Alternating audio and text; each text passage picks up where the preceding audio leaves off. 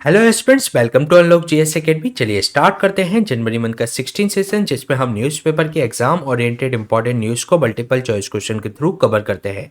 तो चलिए देख लेते हैं आज हम कौन से टॉपिक डिस्कस करने वाले हैं। प्रीवियस 110 टॉपिक हम प्रीवियस 15 सेशन में कवर करा चुके हैं, जिसका लिंक आपको डिस्क्रिप्शन में मिल जाएगा।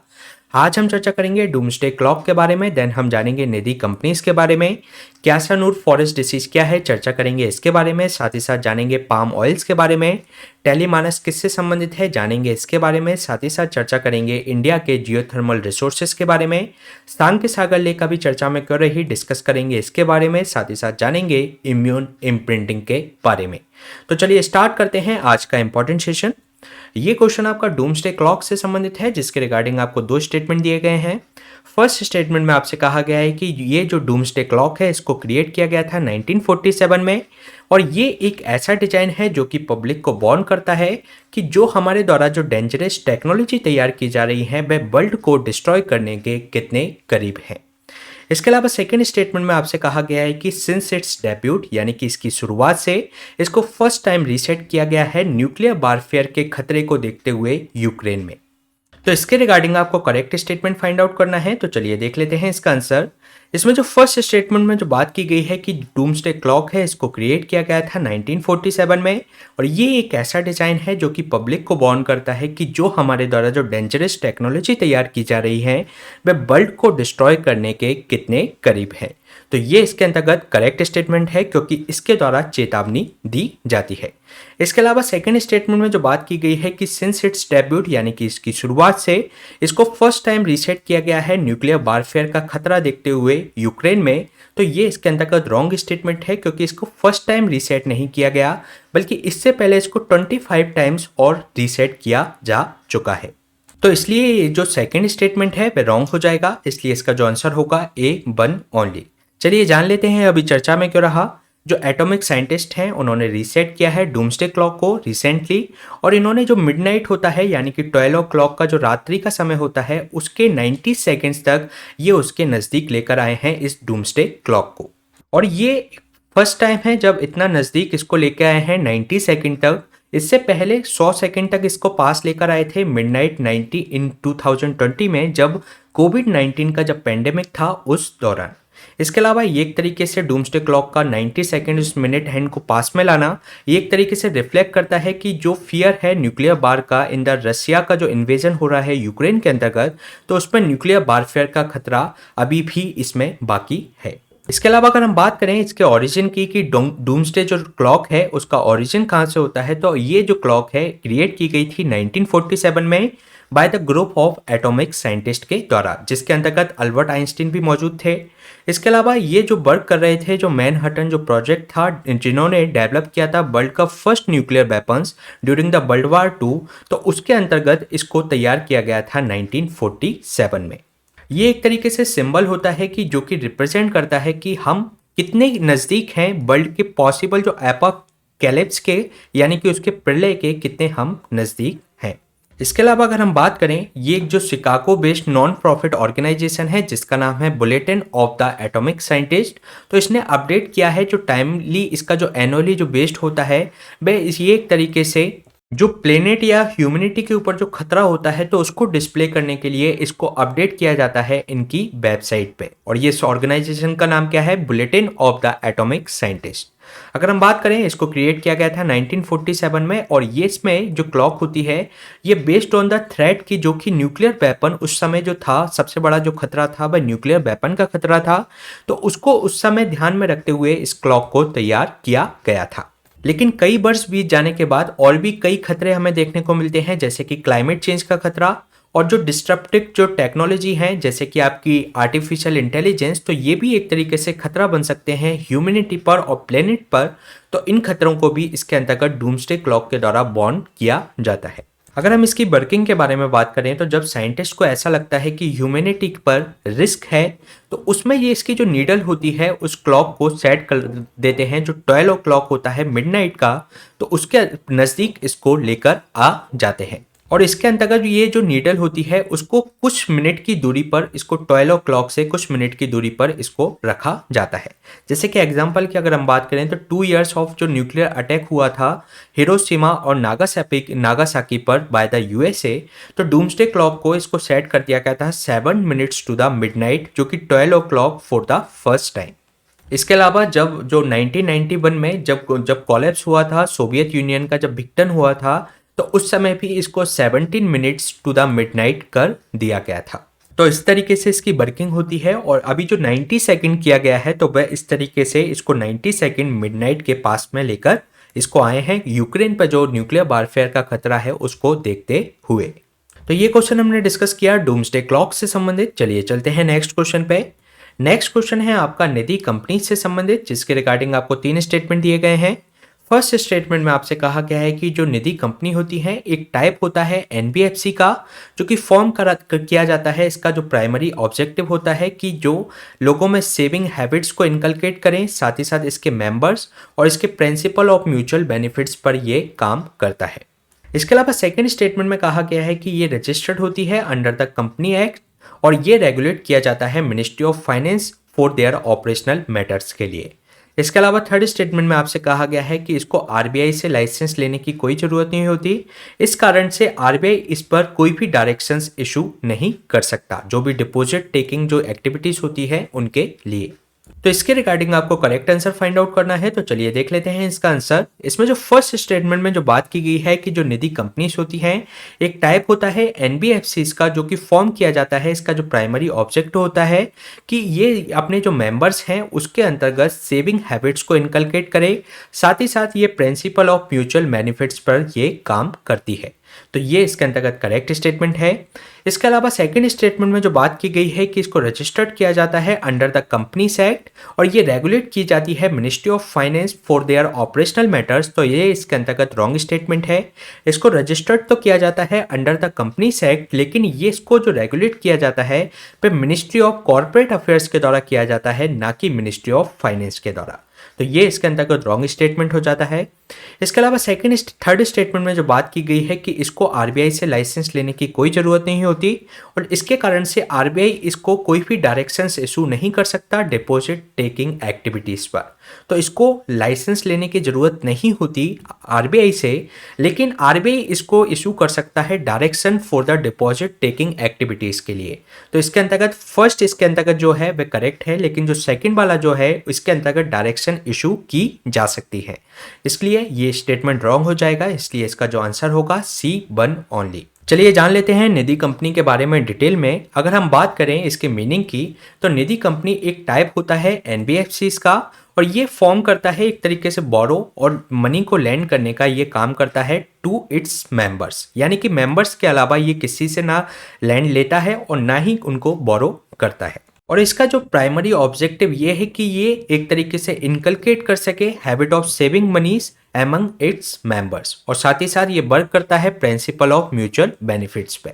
इसके अलावा अगर हम इसके लाइसेंस की बात करें तो जो निधि कंपनी होती है इसको रिजर्व बैंक ऑफ इंडिया से लाइसेंस लेने की ज़रूरत नहीं होती। इसके अलावा जो निधि कंपनी होती है रजिस्टर्ड होती है अंडर द कंपनीज एक्ट। इसके अलावा अगर हम इसके प्रोहिबिटेड एक्टिविटीज़ के बारे में बात करें जो इसके लिए प्रतिबंधित हैं, तो ये जो निधि कंपनी होती है ये डील नहीं कर सकती chit funds, hire purchase financing, leasing finance और जो इंश्योरेंस और सिक्योरिटी बिजनेस से ये डील नहीं कर सकती। इसके अलावा ये स्ट्रिक्टली इसको प्रोहिबिटेड है कि जो एक्सेप्ट कर सकता है deposit from the lending funds to any other person, तो मतलब किसी अदर पर्सन से ये एक तरीके से डिपॉजिट एक्सेप्ट नहीं कर सकता और ना ही किसी अदर पर्सन को ये लैंड कर सकता है। और इसके अंतर्गत ये केवल अपने मेंबर्स से ही एक तरीके से डिपॉजिट्स को एक्सेप्ट कर सकता है और उन्हीं को ही ये लैंड कर सकता है। इसके अलावा इसके अंतर्गत जो निधिस होती है ये एक तरीके से डील करती हैं टू देयर जो शेयर होल्डर्स जो मेंबर्स होते हैं और जो आरबीआई ने इसको एग्जेम्प्ट करके रखा है फ्रॉम द कोर प्रोविजंस जो भी आरबीआई एक्ट के होते हैं उनसे, और अदर जो डायरेक्शंस होते हैं एप्लीकेबल होते हैं एनबीएफसीज पर, तो उससे इनको एग्जेम्प्ट करके रखा गया है। इसके अलावा अगर हम बात करें इसके मेंबर्स की तो मिनिमम इसमें 7 मेंबर्स होने चाहिए required to the start a Nidhi company. इसके अलावा इसमें से जो 7 मेंबर होंगे उसमें से जो 3 मेंबर होंगे वह इसके अंतर्गत डायरेक्टर होने चाहिए कंपनी के। अगर हम इसके सिग्निफिकेंस की बात करें तो निधि कंपनी एक वेरी पॉपुलर है इन द साउथ इंडिया में, और ये की प्लेयर्स है वहाँ के फाइनेंशियल सिस्टम के लिए, जो कि मोबिलाइज करता है वहाँ पर फंड्स टू देयर मेंबर्स और उनको लोन्स देने का काम करता है इन द लोअर इंटरेस्ट पर, जिससे कि एक तरीके से जो कॉमर्शियल बैंक्स जो एक हायर इंटरेस्ट रेट पर जो लोन देते हैं तो उसकी अपेक्षा ये कम इंटरेस्ट रेट पर अपने मेंबर्स को लोन प्रोवाइड कराता है। इसके अलावा अगर हम इसके बारे में बात करें तो इसमें कुछ अभी न्यू चेंजेस इसके अंतर्गत इंट्रोड्यूस किए गए थे। अगर हम उनके बारे में बात करें तो इसके रजिस्ट्रेशंस के लिए, कोई भी निधि कंपनी बनाने के लिए इसमें जो फर्स्ट रजिस्टर्ड कराना होता है पब्लिक लिमिटेड कंपनी की तरह, और इसको कई ज़्यादा मोर डिस्क्लोजर रिक्वायरमेंट्स होती हैं अदर जो प्राइवेट लिमिटेड कंपनीज होती हैं उनकी अपेक्षा में।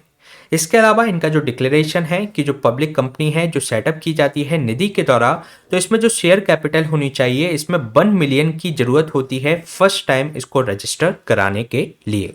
इसके अलावा इसमें जो मेंबरशिप होती है इसमें जो सबमिट किए जाने चाहिए एप्लीकेशन, और जिसमें ये एक मिनिमम बताया जाना चाहिए कि इसकी जो मेंबरशिप है लगभग 200 है, और इसकी जो नेट ऑन जो फंड्स होगा 2 मिलियन हो जाएगा with in the 120 days of the incorporation of Nidhi companies. इसके अलावा इसके जो प्रमोटर्स होंगे, इसके जो डायरेक्टर्स होंगे कंपनी के, वह उसमें जो क्राइटेरिया इसके अंतर्गत जो दिया जाएगा उसके अनुसार उनको फिट होना चाहिए।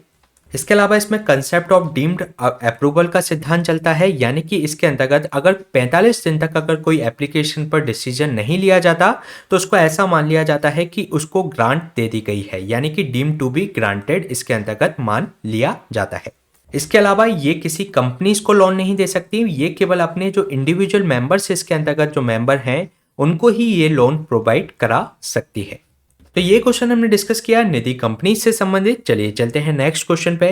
नेक्स्ट क्वेश्चन है आपका क्यासा नूर फॉरेस्ट डिसीज के बारे में, जिसके रिगार्डिंग आपको 3 स्टेटमेंट दिए गए हैं। फर्स्ट स्टेटमेंट में आपसे कहा गया है कि इसका जो कारण है वह वायरस है, जो कि जो वायरस जिसकी फैमिली से आता है वह उसका नाम है फ्लेविब्रिडे। इसके अलावा सेकेंड स्टेटमेंट में आपसे कहा गया है कि इसको फर्स्ट आइडेंटिफाई किया गया था 1957 में, एक मंकी जो बीमार हुआ था फ्रॉम द क्यासानूर जो फॉरेस्ट है तमिलनाडु के अंतर्गत, उसके अंतर्गत। इसके अलावा थर्ड स्टेटमेंट में जो बात की गई है कि ये जो डिसीज है एंडेमिक है, यानी कि स्थानिक है इंडिया की। तो इसके रिगार्डिंग आपको करेक्ट आंसर फाइंड आउट करना है। तो चलिए देख लेते हैं इसका आंसर। इसमें जो फर्स्ट स्टेटमेंट में जो बात की गई है कि ये एक जो फ्लेविब्रिडे जो परिवार का जो वायरस होता है उसके कारण ये फैलता है, तो ये इसके अंतर्गत करेक्ट स्टेटमेंट है। इसके अलावा सेकंड स्टेटमेंट में जो बात की गई है कि इसको फर्स्ट आइडेंटिफाई किया गया था 1957 में, जो इसके अंतर्गत जो क्यासानूर जो फॉरेस्ट है तमिलनाडु का, तो उसके अंतर्गत एक मंकी इससे प्रभावित पाया गया था। तो ये इसके अंतर्गत इसमें रॉन्ग स्टेटमेंट है, क्योंकि जो क्यासानूर जो फॉरेस्ट है वह तमिलनाडु के अंतर्गत नहीं बल्कि कर्नाटक के अंतर्गत आता है, और ये फर्स्ट आइडेंटिफाई किया गया था 1957 में, और यहाँ पर एक बीमार मंकी पाया गया था, तो ये इसके अंतर्गत करेक्ट है। लेकिन ये जो क्यासानूर फॉरेस्ट है वह आपका कर्नाटक में स्थित है, इसलिए ये जो स्टेटमेंट हो जाएगा वह रॉन्ग हो जाएगा। इसके अलावा थर्ड स्टेटमेंट में जो बात की गई है कि ये जो डिसीज है एंडेमिक है इंडिया की, तो ये इंडिया की एंडेमिक नहीं बल्कि जो साउथ एशिया है उसकी ये एंडेमिक डिसीज है, तो ये भी इसके अंतर्गत रॉन्ग हो जाएगा, इसलिए इसका जो आंसर होगा C1 ओनली। चलिए जान लेते हैं अभी चर्चा में क्यों रहा। ईयर का जो फर्स्ट केस क्यासानूर जो फॉरेस्ट डिसीज का हमें देखने को मिला है, ये डिस्ट्रैक्ट हुआ है चिकमंगलुरु डिस्ट्रिक्ट कर्नाटक के अंतर्गत। इसके अलावा अगर हम इसके बारे में बात करें तो इसका जो कारण होता है एक वायरस, जो कि फैमिली जो फ्लेविब्रिडे फैमिली से ये बिलोंग करता है, और ये जो फ्लेविब्रिडे जो फैमिली होती है इसके कारण ही इसकी फैमिली से ही एक येलो फीवर और डेंगू फीवर भी इसी फ्लेविब्रिडे वायरस के परिवार का होता है, और ये जो प्राइमरली अफेक्ट करता है ह्यूमन एंड मंकीज को। इसके अलावा ये एक तरीके की वेक्टर फॉर द डिसीज है। इसका जो ट्रांसमिशन होता है एक फॉरेस्ट टीक होता है जिसका नाम ये, इसके अंतर्गत इसमें जो फॉरेस्ट टीक के कारण ये फैलता है, और ये जो ह्यूमन के अंतर्गत फैलता है, तो इस जो फॉरेस्ट टीक होता है उसके निम्स के बाइट करने के कारण ये ह्यूमन के अंतर्गत प्रसारित होता है। अगर हम बात करें ये जो डिसीज है एंडेमिक है साउथ एशिया की, और इसको फर्स्ट आइडेंटिफाई किया गया था 1957 में क्यासानूर फॉरेस्ट के अंतर्गत, जो कि कर्नाटक में स्थित है। यहाँ पर एक सिक मंकी पाया गया था। इसके अलावा अगर हम इसके सिम्टम्स की बात करें तो इसमें चिल्स, इसके अलावा फ्रंटल हेडेक होने लगता है, बॉडी के एक यानी कि उसमें जो पेन होने लगता है, हाई फीवर, और इसके जो 5 टू 12 डेज के अंतर्गत इसके अंतर्गत फर्टिलिटी भी लगभग 3 से 5% तक आपको देखने को मिलती है। इसके अलावा अगर हम बात करें इसके डायग्नोसिस की, तो इसमें जो डायग्नोसिस है ये एक तरीके से अर्ली स्टेज पर इसकी जो इलनेस के कारण जो मॉलिकुलर प्रोटेक्ट डिटेक्शंस होता है पीसीआर के द्वारा, तो उससे इसका डिटेक्शन किया जा सकता है। और लेटर स्टेज में इसमें सीरोलॉजिक टेस्टिंग करनी पड़ती है, जिसके अंतर्गत एंजाइम लिंक्ड इम्यूनोसॉर्बेंट सेरोलॉजिक ऐसे यानी कि इलिसा टेस्ट इसके अंतर्गत करवाना पड़ता है, और इसके लिए अभी कोई स्पेसिफिक ट्रीटमेंट अभी अवेलेबल नहीं है। अगर हम बात करें इसकी इकोलॉजी के बारे में, तो ये जो टीक है इसके थ्रू ही ये आपके मंकी और ये ह्यूमन के अंतर्गत फैलता है। इसमें जो इसके जो निम्फ होते हैं उसके काटने से ये एक तरीके से चूहे के थ्रू मंकी तक जा सकता है, या आपके जो मंकी से डायरेक्ट इसको बाइट किया जा सकता है, और ये मंकी से ह्यूमन के अंतर्गत भी ये प्रसारित हो सकता है। और इसके अंतर्गत ये जो टिक्स होते हैं, जो फॉरेस्ट टिक्स की जो हमने बात की, तो ये एक बार अगर इससे अफेक्ट हो जाते हैं इस क्यासानूर फॉरेस्ट डिसीज से, तो ये हमेशा के लिए वे उससे अफेक्ट होते हैं, तो जिसके कारण से इसका प्रसारण काफ़ी ज़्यादा हो जाता है। तो ये क्वेश्चन हमने डिस्कस किया क्यासानूर फॉरेस्ट डिसीज से संबंधित। चलिए चलते हैं नेक्स्ट क्वेश्चन पे। नेक्स्ट क्वेश्चन है आपका पाम ऑयल से संबंधित, जिसके रिगार्डिंग आपको 3 स्टेटमेंट दिए गए हैं। फर्स्ट स्टेटमेंट में आपसे कहा गया है कि ये जो पाम ऑयल होता है एक एडिबल वेजिटेबल ऑयल होता है, जो कि डिराइव होता है फ्रॉम द मेसोकार्प यानी कि जो रेडिश पल्प होता है fruit of the oil palms का। इसके अलावा ये जो पाम ऑयल होता है एक तरीके से रेजिस्टेंट होता है टू द ऑक्सीडेशन, और जिसके कारण से ये जो प्रोडक्ट होता है उसको एक लॉन्गर सेल्फ लाइफ दे सकता है। इसके अलावा थर्ड स्टेटमेंट में आपसे कहा गया है कि ये जो ऑयल है यूज किया जाता है फॉर द फूड मैन्युफैक्चरिंग और in the beauty products and biofuels के अंतर्गत इसका यूटिलाइजेशन किया जाता है। तो इसके अंतर्गत आपको करेक्ट आंसर फाइंड आउट करना है, तो चलिए देख लेते हैं इसका आंसर। इसमें जो फर्स्ट स्टेटमेंट में जो बात की गई है कि जो पाम ऑयल होता है एक एडिबल वेजिटेबल ऑयल होता है, जो कि डिराइव्ड होता है फ्रॉम द मेसोकार्प यानी कि रेडिश पल्प जो होता है ऑयल पाम्स का, तो उससे ये एक तरीके से एक डिराइव किया जाता है। तो ये इसके अंतर्गत करेक्ट स्टेटमेंट है। इसके अलावा सेकंड स्टेटमेंट में जो बात की गई है कि ये रेजिस्टेंट होता है टू द ऑक्सीडेशन, जिसके कारण से ये जो प्रोडक्ट होता है उसको एक लॉन्गर सेल्फ लाइफ दे पाता है, यानी कि उसको लंबे समय तक वह उसको प्रोटेक्शन दे पाता है और वह जल्दी खराब नहीं होते। तो ये इसके अंतर्गत करेक्ट स्टेटमेंट है। इसके अलावा थर्ड स्टेटमेंट में जो बात की गई है कि इसका यूज किया जाता है food manufacturing, beauty products and biofuel के अंतर्गत, तो ये भी इसके अंतर्गत करेक्ट है, इसलिए इसका जो आंसर हो जाएगा A, 1, 2 एंड 3। चलिए जान लेते हैं अभी चर्चा में क्यों रहा। जो ऑयल पाम्स हैं ये अभी न्यूज़ में इसलिए रहा क्योंकि जो सुप्रीम कोर्ट पैनल ने ये इसमें क्वेश्चन किया है कि जो ऑयल पाम जो प्लांटेशन है अंडमान और निकोबार में जो कि रिवाइव किया जा रहा है, तो वह एक तरीके से पास्ट में जो एक तरीके से टोटल इसका कॉमर्शियल फेलियर साबित हुआ था, तो वह उसी तरीके से ना हो, तो इस पर उन्होंने कंसर्न जताया है। अगर हम बात करें इस पाम ऑयल की, तो पाम ऑयल एक एडिबल वेजिटेबल ऑयल है जो कि डिराइव्ड होता है मेसोकार्प, जो कि रेडिश पल्प होता है जो फ्रूट ऑफ ऑयल पाम्स होता है, तो उसके रेडिश पल्प से इसको डिराइव किया जाता है। अगर हम बात करें जो एक ऑयल पाम की, तो ये इसको रिक्वायर होता है इवनली जो डिस्ट्रीब्यूटेड रेनफॉल होना चाहिए 150 mm इन द मंथ, और साथ ही साथ इसकी जो ह्यूमिडिटी होनी चाहिए मोर देन 80% के आसपास होनी चाहिए। तो उसके लिए फेवरेबल कंडीशंस होती हैं ऑयल पाम के ट्रीज के लिए। इसके अलावा अगर हम बात करें ये रेजिस्टेंट होता है ऑक्सीडेशन के लिए, जिसके कारण से ये जो प्रोडक्ट होते हैं उनको एक लॉन्गर सेल्फ लाइफ प्रोवाइड करा पाता है, जिसके कारण से ये एक स्टेबल रह पाते हैं हाई टेम्परेचर्स पर भी इससे बने हुए प्रोडक्ट।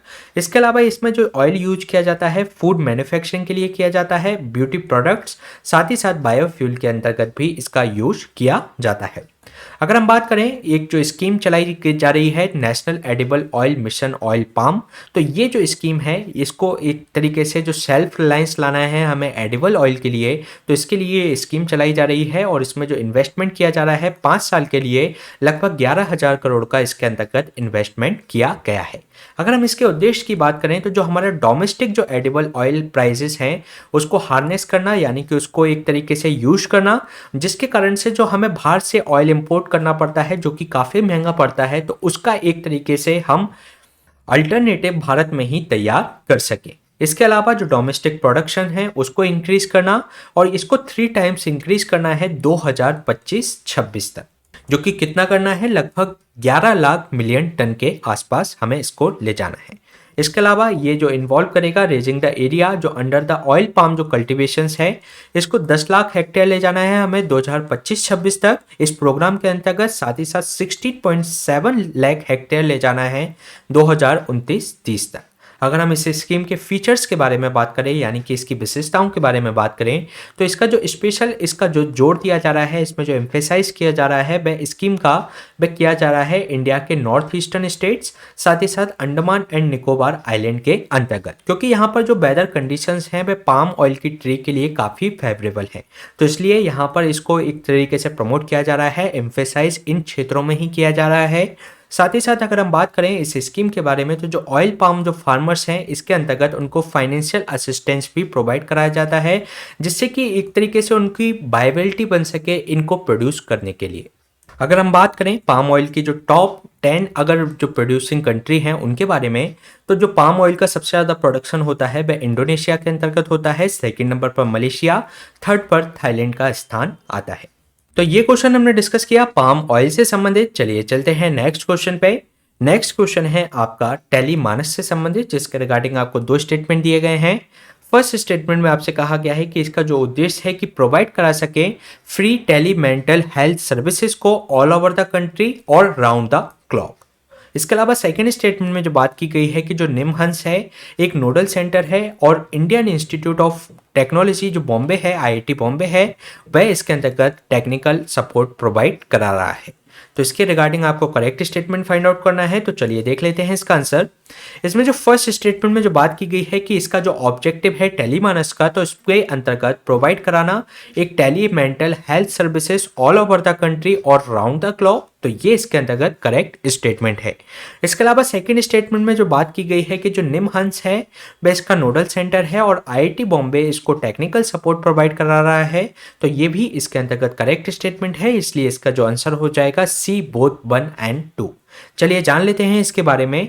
अभी इसके अंतर्गत जो department of health and family welfare है उसने इनिशिएट किया है टेलीमानस को। ये एक तरीके से टेली कंसल्टेटिव सर्विस होगी जो कि एड्रेस करेगी जो मेंटल हेल्थ इश्यूज जो लगातार बढ़ते जा रहे हैं वह उसको एड्रेस करने का इसके अंतर्गत प्रयास किया जाएगा। ये इसका जो ऑब्जेक्टिव है कि प्रोवाइड करेगी एक free telemental health services all over the country round the clock, और पर्टिकुलरली उन एरिया में जैसे कि रिमोट एंड अंडर सर्व जो एरियाज हैं उसके अंतर्गत इनको सर्व किया जाएगा। इसके अलावा अगर हम बात करें इसका जो नोडल सेंटर है वह निमहंस है और इसका जो टेक्निकल जो सपोर्ट प्रोवाइड कराया जा रहा है वह आईआईटी बॉम्बे के द्वारा प्रोवाइड कराया जा रहा है। इसके अंतर्गत अभी 5 रीजनल कोऑर्डिनेशन सेंटर स्थापित किए जा रहे हैं। इसके अलावा लगभग 51 इसके अंतर्गत जो मानस सेल्स स्थापित किए जा रहे हैं इन द स्टेट्स और यूटीज के अंतर्गत। तो ये क्वेश्चन हमने डिस्कस किया टेलीमानस से संबंधित। चलिए चलते हैं नेक्स्ट क्वेश्चन पे। नेक्स्ट क्वेश्चन है आपके इंडिया के जियोथर्मल रिसोर्सेज से संबंधित, जिसके रिगार्डिंग आपको 3 स्टेटमेंट दिए गए हैं। फर्स्ट स्टेटमेंट में आपसे कहा गया है कि जियोथर्मल एनर्जी एक एनर्जी सोर्सेस होता है जो कि स्टोर्ड होता है in the form of eat beneath the earth surface, यानी कि अर्थ सरफेस के नीचे ये पाया जाता है। इसके अलावा सेकेंड स्टेटमेंट में आपसे कहा गया है कि जो पुग्गा और चोमथांग जो है हिमाचल प्रदेश के अंतर्गत, उसके अंतर्गत ये एक मोस्ट प्रोमिसिंग जियोथर्मल साइट्स है इंडिया की। सेकेंड स्टेटमेंट में आपसे कहा गया है कि ये एसोसिएटेड होता है अदर एमिशंस जैसे कि आपके सल्फर ऑक्साइड और हाइड्रोजन सल्फाइड से। तो इसके अंतर्गत आपको करेक्ट आंसर फाइंड आउट करना है। तो चलिए देख लेते हैं इसका आंसर। इसमें जो फर्स्ट स्टेटमेंट में जो बात की गई है कि ये जो जियोथर्मल एनर्जी होती है वे एक एनर्जी रिसोर्सेज होते हैं जो कि स्टोर्ड होते हैं अर्थ सरफेस के नीचे, यानी कि जो हीट होती है अर्थ सरफेस के नीचे वे इसके लिए एक एनर्जी सोर्स होते हैं। तो ये इसके अंतर्गत करेक्ट स्टेटमेंट है। इसके अलावा सेकंड स्टेटमेंट में जो बात की गई है कि पुग्गा और जो चोमथांग है ये हिमाचल प्रदेश में एक तरीके से मोस्ट प्रोमिसिंग जियोथर्मल साइट्स हैं इंडिया की। तो ये आपकी हिमाचल प्रदेश के अंतर्गत नहीं बल्कि ईस्टर्न लद्दाख के अंतर्गत ये साइट्स आपकी पुग्गा और चोमथांग ये आपको देखने को मिलेगी, जबकि आपको हिमाचल प्रदेश में मणिकरण एक जियोथर्मल साइट्स है वो आपको वहां पर देखने को मिलेगी। तो ये इसके अंतर्गत रॉन्ग स्टेटमेंट है। इसके अलावा थर्ड स्टेटमेंट में जो बात की गई है कि ये की एसोसिएटेड है अदर एमिशंस, यानी कि इसके अंतर्गत एमिशंस होते हैं सल्फर डाइऑक्साइड, साथ ही साथ हाइड्रोजन सल्फाइड्स के, तो ये इसके अंतर्गत करेक्ट स्टेटमेंट है। इसलिए इसका जो आंसर हो जाएगा 1 और 3 ओनली। चलिए जान लेते हैं अभी चर्चा में क्यों रहा। जो ओएनजीसी के द्वारा मैप किया गया है इंडिया का जियोथर्मल रिसोर्सेज के बारे में, जो कि एक तरीके की क्लीन एनर्जी के रूप में जाना जाता है। साथ ही ये एक कदम है जो कि इंडिया ने जो एम्बिशियन जो टारगेट इसमें रखा है कि 500 गीगावाट उसको इंस्टॉल जो रिन्यूएबल एनर्जी जो कैपेसिटी है 2030 तक अचीव करना है। साथ ही साथ नेट जीरो कार्बन इमिशंस को 2070 तक अभी अचीव करना है।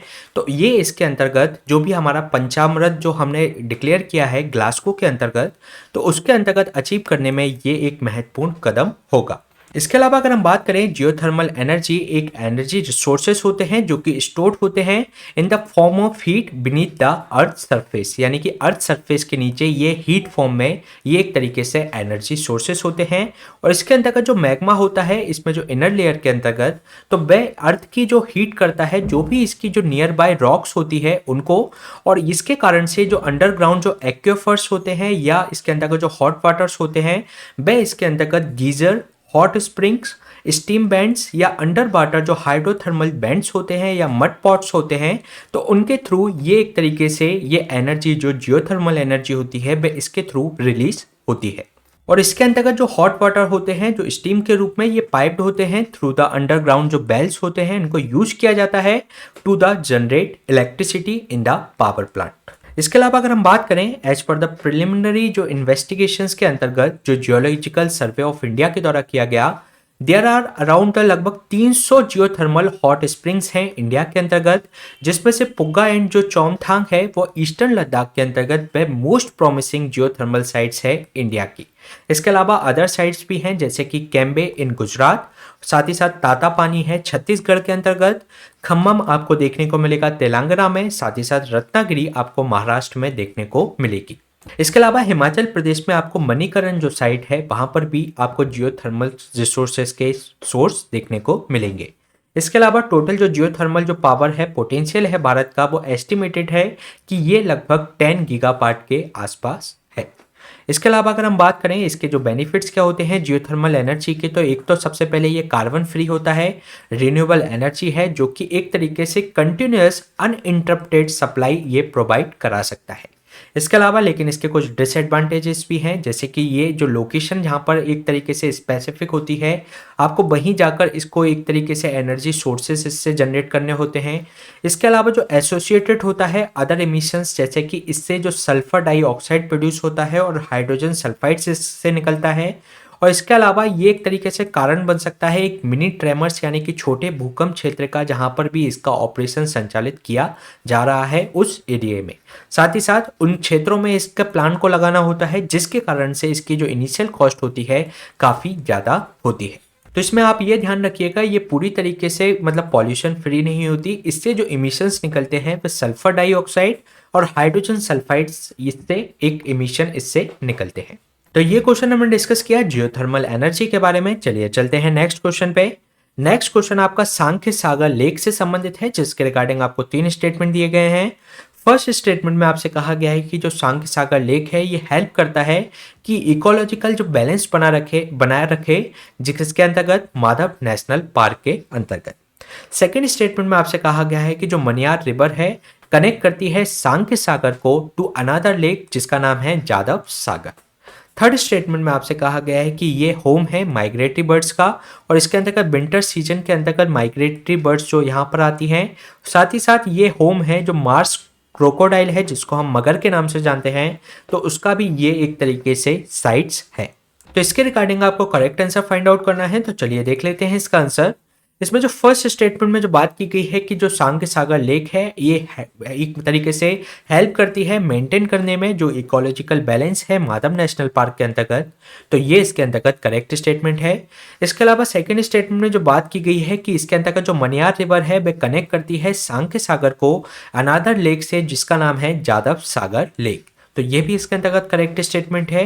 इसके अलावा थर्ड स्टेटमेंट में जो बात की गई है कि ये एक होम है माइग्रेटरी बर्ड्स का ड्यूरिंग द विंटर सीजन, साथ ही साथ जो मार्स क्रोकोडाइल होता है जिसको हम मगर के नाम से जानते हैं, तो उसका भी ये होम है, तो ये भी इसके अंतर्गत करेक्ट स्टेटमेंट है। इसलिए इसका जो आंसर हो जाएगा A, 1, 2 एंड 3।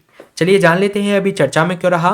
जो एक आर्टिफिशियल लेक जो कि आपका सांख्य सागर लेक है, जो मध्य प्रदेश के शिवपुरी डिस्ट्रिक्ट में स्थित है, एक तरीके से वर्चुअली ये डिसअपियर्ड हो गई है क्योंकि इसके ऊपर एक थिक लेयर बन गई है। इन्वेसिव जो एक्वेटिक प्लांट्स होते हैं हाइसिंथ, तो उसकी एक तरीके से इस पर एक थिक लेयर जनरेट हो गई है, जो कि एक तरीके से खतरा बन गया है यहाँ की biodiversity of the water bodies के लिए।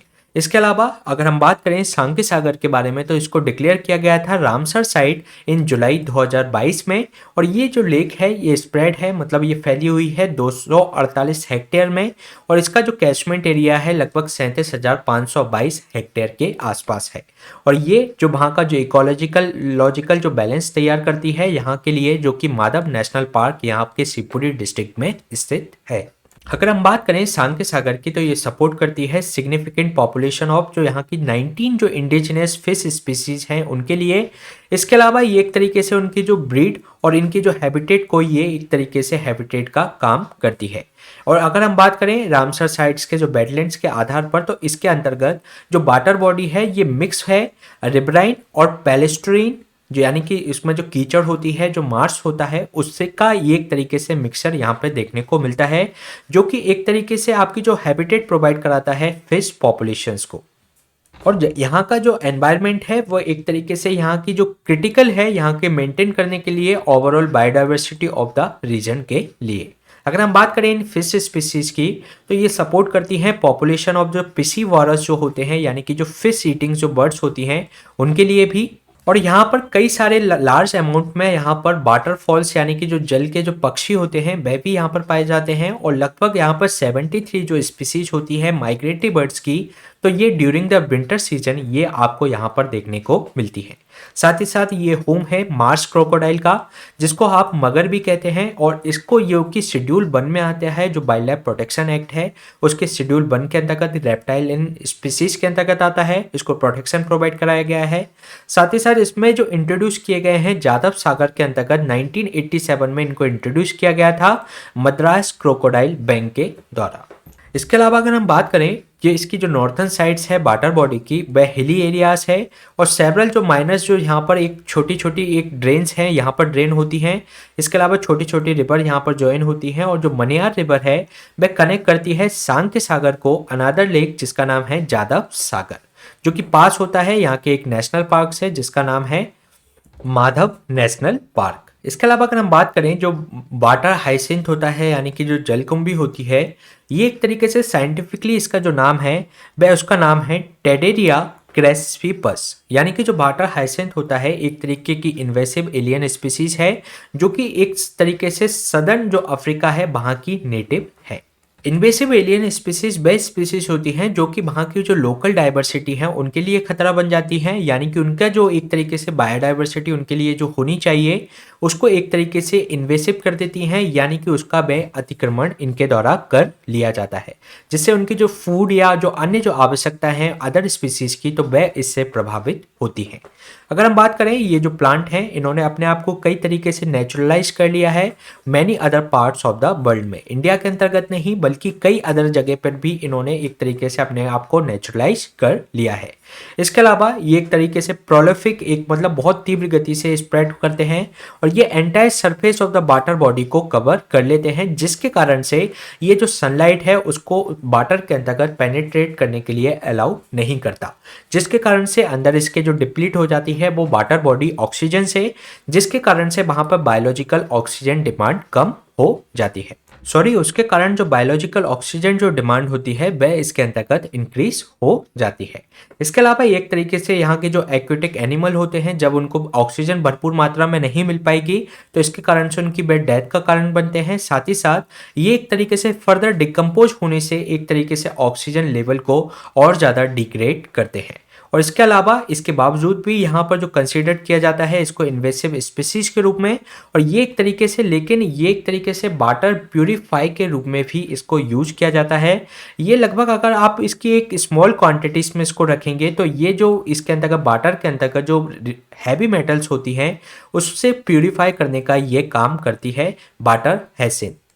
लेकिन इसके लिए कंडीशन है ये है कि उसको स्मॉल क्वांटिटीज के अंतर्गत होना चाहिए। अगर इसकी लार्ज क्वांटिटी होती है तो वह एक तरीके से वहाँ के रिसोर्सेज को नुकसान पहुंचाती है, वाटर बॉडी में ऑक्सीजन को डिप्लीट करने का वह काम करती है।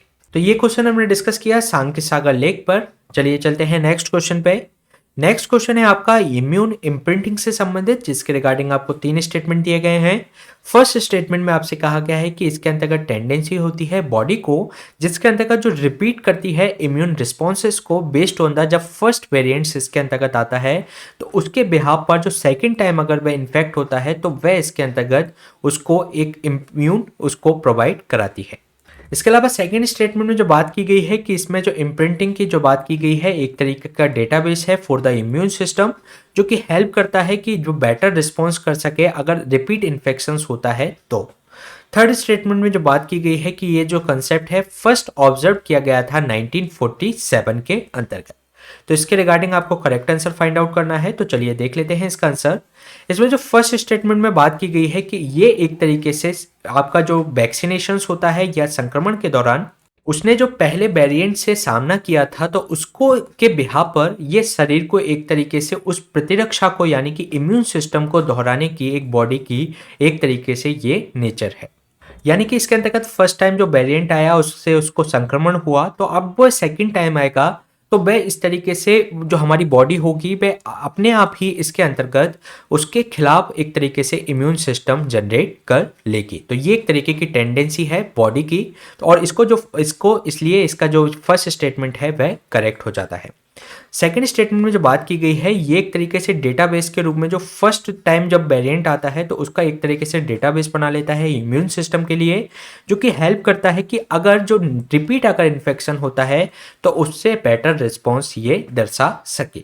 तो ये भी इसके अंतर्गत करेक्ट स्टेटमेंट है और इसको जो फर्स्ट टाइम इस कंसेप्ट को फर्स्ट ऑब्जर्व किया गया था 1947 में किया गया था, तो ये भी इसके अंतर्गत करेक्ट है। इसलिए इसका जो आंसर हो जाएगा A 1, 2 एंड 3। चलिए जान लेते हैं अभी चर्चा में क्यों रहा। अभी रिसेंट स्टडी आई है कि जो इम्यून इम्प्रिंटिंग होती है जिसके बारे में हमने बात की कि एक बॉडी की एक तरीके से एक प्रवृत्ति होती है कि जिसके अंतर्गत ये फर्स्ट टाइम जो इसके अंतर्गत संक्रमण होता है तो उसको इम्प्रिंट बना लेती है शरीर के अंतर्गत, और नेक्स्ट टाइम अगर उस पर उसी तरीके के वेरिएशन का अटैक होता है तो उससे उसकी वह रक्षा करती है, उसके खिलाफ इम्यून सिस्टम जनरेट कर लेती है। तो इसके अंतर्गत रिसेंट स्टडी में यह बताया गया है कि जो इम्यून इम्प्रिंटिंग है एक तरीके से जो बाइवेलेंट जो बूस्टर्स दिए जा रहे हैं उसके लिए ये लेस इफेक्टिव है। अगर हम बात करें जो बाइवेलेंट बूस्टर्स की तो ये मोस्ट रिसेंट वर्जन है वैक्सीन्स का जो कि डेवलप किए गए हैं जिसके कारण से बेटर इम्यूनिटी दी जा सके अगेंस्ट द कोरोना वायरस। अगर हम बात करें इम्यून इम्प्रिंटिंग की तो ये एक टेंडेंसी है बॉडी की जो कि एक तरीके से रिपीट करती है इसके इम्यून रिस्पॉन्स को बेस्ड ऑन द जो फर्स्ट वेरिएंट का जब अटैक हुआ था तो उसके बिहाफ पर एक तरीके से इम्यून रिस्पॉन्स को ये बॉडी के अंतर्गत ये टेंडेंसी होती है। तो इसके अंतर्गत एक तरीके से इसको आप इस तरीके से समझ सकते हैं कि पहला वेरिएंट ने जब अटैक किया तो उसका इंप्रेशन बॉडी के अंतर्गत रह जाता है और उसी इंप्रेशन के डेटाबेस के आधार पर जब उसका सेकंड टाइम अटैक होता है तो वह उसके खिलाफ इम्यून रिस्पॉन्स दर्शाने लगता है। अगर हम बात करें जो इम्प्रिंटिंग है एक तरीके से डेटाबेस हो जाता है इम्यून सिस्टम का जो कि हेल्प करता है better response to the repeat infections के लिए, और ये जो कॉन्सेप्ट था फर्स्ट ऑब्जर्व किया गया था 1947 में। इसके अलावा अगर हम बात करें जो इम्यून इम्प्रिंटिंग है उसके साथ में जुड़े हुए इश्यूज क्या हैं, अगर हम बात करें जो हमारी जो बॉडी है वह एक्सपोज होती है अगर किसी वायरस के समक्ष फर्स्ट टाइम तो ये प्रोड्यूस कर लेता है मेमोरी बी सेल्स को। हमारी बॉडी इसके अंतर्गत क्या बना लेती है मेमोरी बी सेल्स जो कि आपका सर्कुलेट करता है जो हमारी ब्लड स्ट्रीम से उसके अंतर्गत, और ये क्विकली प्रोड्यूस कर लेता है एंटीबॉडीज को। इसके अलावा जब इस सिमिलर वेरिएंट्स इसके अंतर्गत आता है बॉडी के अंतर्गत एंटर होता है जो कि पहला ऐसा वेरिएंट आया था उसके बाद सेकंड वही वेरिएंट आता है तो जो इम्यून सिस्टम होता है उसके अंतर्गत ये जनरेट करता है न्यू बी सेल्स। इसके अंतर्गत जो एक्टिविटीज होती है जो मेमोरी बी सेल्स की जो कि एक तरीके से प्रोड्यूस करती है एंटीबॉडी से उसने प्रोड्यूस करके रखा है, और जो नया जो इसके अंतर्गत जो मेमोरी बी सेल जनरेट किया तो वह एक नया इसके अंतर्गत एंटीबॉडी जनरेट कर लेती है। तो इसके अंतर्गत जो फीचर्स होता है वह बाइंड हो जाता है जो पुराने जुड़ा हुआ जो हमारा जो एंटीबॉडी प्रोड्यूस हुआ था तो उससे एक तरीके से ये बाइंड हो जाता है। और इसके अंतर्गत जो आपके दोनों यानी कि जो ओल्ड अभी जो पहले बना था और जो नए स्ट्रेन के द्वारा जो एंटीबॉडीज बनी है वे एक दूसरे से क्रॉस रिएक्टिव कर लेते हैं और एक तरीके से क्रॉस रिएक्टिव एंटीबॉडीज इसके अंतर्गत तैयार कर लेते हैं। लेकिन इसके संग में ये इशू ये है कि इम्यून जो इम्प्रिंटिंग होती है उसके अंतर्गत ये क्रॉस रिएक्टिव जो एंटीबॉडीज इसके अंतर्गत जो तैयार हुई जो ओल्ड और न्यू स्ट्रेन्स के कारण, तो ये जो सम प्रोटेक्शन तो प्रोवाइड कराते हैं न्यू स्ट्रेन्स के खिलाफ, लेकिन ये जो ज़्यादा इफेक्टिव नहीं होते जब इनको जो प्रोड्यूस किया जाता है बी सेल्स के खिलाफ। जो फर्स्ट टाइम इसने जो एंटीबॉडी जो जनरेट की थी वह उसकी अपेक्षा में ये कमज़ोर होते हैं, जो कि बॉडी जो फर्स्ट केम अक्रॉस द जो ओरिजिनल वायरस के संपर्क में आई थी तो उसके कंपैरिजन में ये थोड़े वीक होते हैं। तो ये जो इशू है वह इम्यून इम्प्रिंटिंग से संबंधित है, जिसके अंतर्गत जो क्रॉस रिएक्टिव जो एंटीबॉडीज बनते हैं वह वीक होते हैं जो फर्स्ट टाइम जो एंटीबॉडीज बनते थे उनकी अपेक्षा में।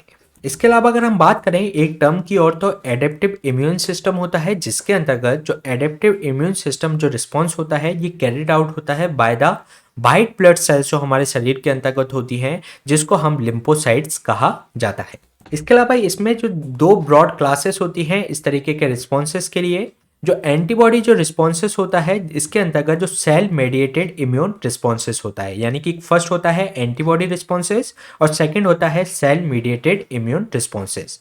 इसके अलावा ये कैरिड आउट करते हैं डिफरेंट क्लासेस ऑफ लिम्फोसाइट्स को, जिसके अंतर्गत फर्स्ट में बनता है बी सेल्स और सेकंड में बनता है टी सेल्स। यानी कि जो आपका एंटीबॉडी जो रिस्पॉन्स होता है उसके अंतर्गत आपका कौन सा बनता है बी सेल्स, और जो आपका जो सेल मीडिएटेड जो इम्यून रिस्पॉन्स होता है उसके अंतर्गत बनता है आपका टी सेल्स। अगर हम बात करें बी सेल्स की तो ये मैच्योर होता है इन द बोन मैरो और इसके अंतर्गत इसी कारण से इसको बी सेल कहा जाता है।